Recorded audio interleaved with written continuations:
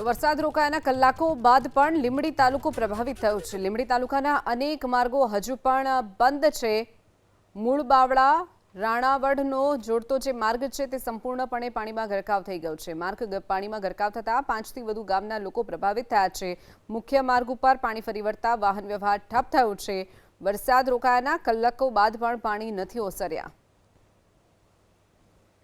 સુરેન્દ્રનગર જિલ્લાના લીંબડી તાલુકાના મૂળ બાવળા અને રાણાગઢ વચ્ચે જે રસ્તો છે તે હાલ પાણીમાં ગરકાવ છે તેવા દ્રશ્યો દેખાઈ રહ્યા છે। જે મૂળ બાવળા અને જે રાણાગઢ વચ્ચેનો રસ્તો છે તે રસ્તો આગળ 5થી વધુ ગામોને જોડતો રસ્તો છે તે હાલ પાણીમાં ગરકાવ છે। જે રાણાગઢના લોકો છે ત્યાંના લોકોને પોતાના ઘરનો સામાન લેવા જવામાં પણ ખૂબ મુશ્કેલીઓ સર્જાઈ રહી છે તેવા દ્રશ્યો દેખાઈ રહ્યા છે। તેમને હાલ ટ્રેક્ટરનો સહારો લેવો પડી રહ્યો છે। તંત્ર જાગે અને પાણી દૂર કરાવે તેવી લોકોની માંગ છે। કૃપાલસિંહ ઝાલા, ABP અસ્મિતા, સુરેન્દ્રનગર।